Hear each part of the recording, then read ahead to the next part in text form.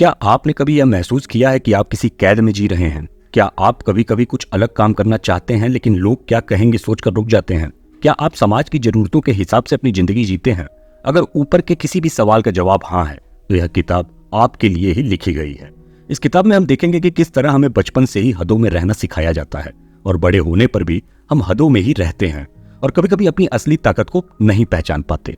इस किताब की मदद से हम देखेंगे कि कैसे हम अपने दुखों और समाज की बनाई गई सीमाओं को तोड़कर एक नई जिंदगी की शुरुआत कर सकते हैं और अपनी जिंदगी अपने हिसाब से जी सकते हैं। हम जानेंगे कि किस तरह हम आजाद देश में भी रहकर आजाद नहीं हैं, क्यों हमारा अनुमान लगाना ठीक नहीं है और किस तरह हम अपने काम में अपना मन लगा सकते हैं। नमस्कार दोस्तों, स्वागत है आपका रूब्रिक के बुक समरी में। आज हम दी 4 एग्रीमेंट्स के बारे में चर्चा करेंगे जिसके लेखक डॉन मिगुएल रुइज हैं। आगे बढ़ने से पहले अगर आपने अभी तक रूब्रिक को सब्सक्राइब नहीं किया है तो कर दीजिए। यकीन मानिए हम आपको इस सब्सक्रिप्शन का अफसोस कभी नहीं होने देंगे। यह समाज हमें नियमों के हिसाब से जीना सिखा देता है। क्या आपको याद है कि बचपन में जब आपने अपने पेरेंट्स की बात मानी थी तब आपको शाबाशी मिली थी? और क्या आपको याद है कि जब आपने उनकी बात मानने से इनकार किया था तो आपको सजा मिली थी? हमें से ज्यादातर लोगों के साथ ऐसा ही होता है। हमें बचपन से ही बेड़ियों में जकड़ कर रखा जाता है और बताया जाता है कि क्या करना है और क्या नहीं करना है। धीरे धीरे यह सभी बातें हमारे दिमाग में कुछ इस तरह से बैठ जाती हैं कि बड़े होने पर भी हम उन बातों को मानते रहते हैं। हमें से हर किसी को इनाम और तारीफें पसंद हैं। बचपन में जब भी हम कोई अच्छा काम करते थे तब हमें यह दोनों चीजों में से कोई ना कोई एक चीज मिलती थी।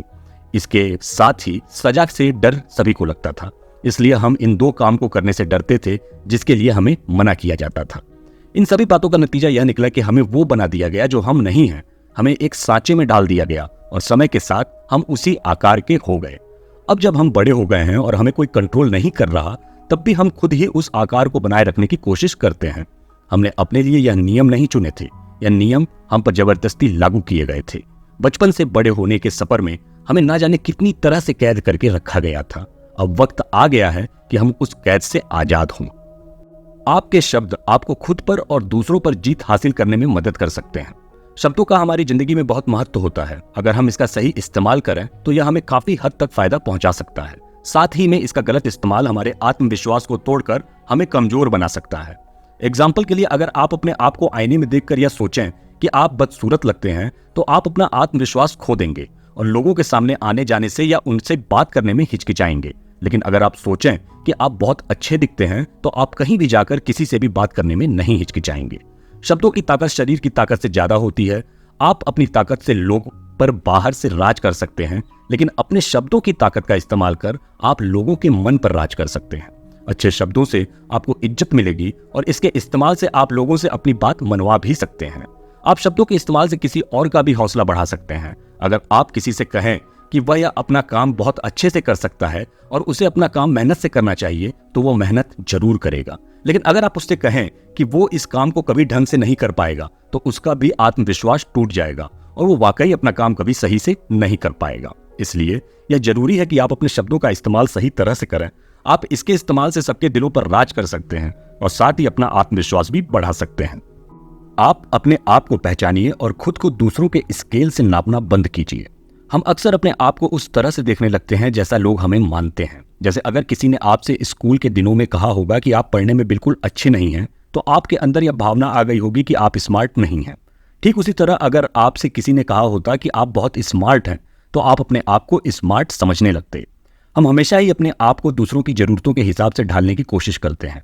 अगर लोग हमसे कहने लगे कि हम मोटे हो गए हैं तो हम अपना वजन कम करने लगते हैं। लेकिन क्या यह जिंदगी आपको दूसरों के शर्तों पर जीने के लिए मिली थी?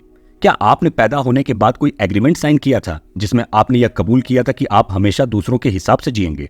अब वक्त आ गया है कि आप अपने बारे में जानें और खुद को दूसरों के स्केल से नापना बंद कर दें। अगर कोई आप पर एक उंगली उठाता है तो आप देखिए कि 3 उंगलियां उसकी तरफ हैं। इसका मतलब वो आपके बारे में कम और अपने बारे में ज्यादा बता रहा है। लोग अपनी सोच और अपने मूड के हिसाब से आपके बारे में अच्छी या बुरी बातें करेंगे। अगर आपके दोस्त का मूड अच्छा है तो वो आपकी तारीफ करेगा, लेकिन अगर उसका मूड खराब है तो वो आप में बुराइयां निकालने लगेगा। ठीक उसी तरह अगर कोई आपसे कहता है कि आप यह काम नहीं कर पाएंगे तो यह उसका मानना है कि आप नहीं कर पाएंगे और जरूरी नहीं है कि वो जो मानता है वो सच ही हो। आप अपनी जिंदगी अपनी शर्तों पर जीना सीखिए।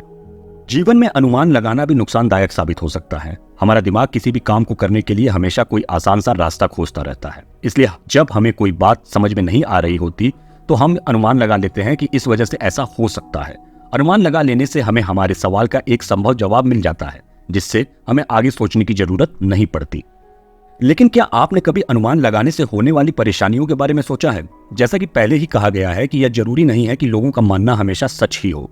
अगर आप किसी चीज का अंदाजा लगा रहे हैं तो इसकी बहुत बड़ी संभावना है कि आप गलत हैं। एग्जाम्पल के लिए, अगर आपका दोस्त आपकी तरफ ध्यान न दे और आप अनुमान लगा लें कि वो आपसे नाराज है, तो यह बिल्कुल गलत होगा। अनुमान लगाने से अच्छा है कि आप उससे पूछें कि वो ऐसा क्यों कर रहा है। सवाल पूछने से सारी बातें साफ हो जाती हैं और आगे चलकर परेशानियों का सामना नहीं करना पड़ता है। अगर आप अंदाजा लगाकर कोई काम करते हैं तो आप अपनी सोच को सच्चाई मान लेते हैं। आपको लगने लगता है कि आप जो सोच रहे हैं वही सच है, और जब आप गलत साबित होते हैं तब आपको बुरा लगता है। अगर आप अंदाजा लगा लें कि आप कोई काम कर लेंगे तो आप बिना तैयारी के ही उसमें घुस जाएंगे और हारने पर बुरा महसूस करेंगे।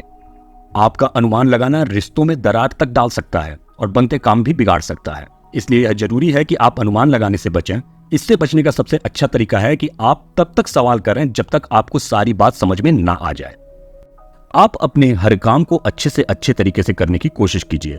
हर काम में अपना पूरा जोर लगाना हमेशा अच्छा होता है, अब चाहे वो आपकी पढ़ाई हो या फिर आपकी नौकरी। अगर आप हमेशा अपने काम को अच्छे से अच्छे तरीके से करने की कोशिश करेंगे तो हारने पर भी आप खुद को दोष नहीं देंगे। लेकिन अगर आपने पूरी कोशिश नहीं की तो हार जाने पर आप हमेशा अपने आप को दोष देते रहेंगे कि अगर आपने यह उस समय मेहनत की होती तो शायद आप आज सफल होते। ऐसा हो सकता है कि आप किसी दिन अपना काम बहुत अच्छे से कर ले जाएं, जबकि कभी कभी आप अपने काम में ठीक से मन भी न लगा पाएं। शायद सुबह काम करने पर आप अच्छा महसूस करें और रात में काम करने पर आप थका हुआ महसूस करें। लेकिन हालात चाहे जो भी हो, आप हमेशा अपना पूरा जोर लगाते रहिए। क्या हो अगर आपका काम करने का मन बिल्कुल ना करता हो?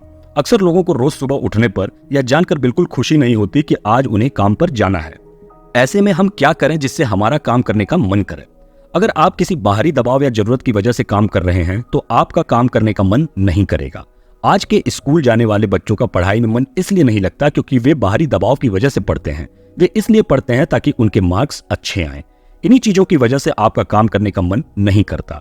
आप वो काम कीजिए जो आपको अच्छा लगता हो। अगर आप अपने काम से प्यार करेंगे तो आपको अपना काम बोझ नहीं लगेगा। इस तरह से काम करने पर आपका काम में मन भी लगेगा और आप हमेशा ही उससे अच्छे से कर पाएंगे। इसके अलावा आप अपनी नई जिंदगी की शुरुआत पुरानी जिंदगी को छोड़कर कीजिए।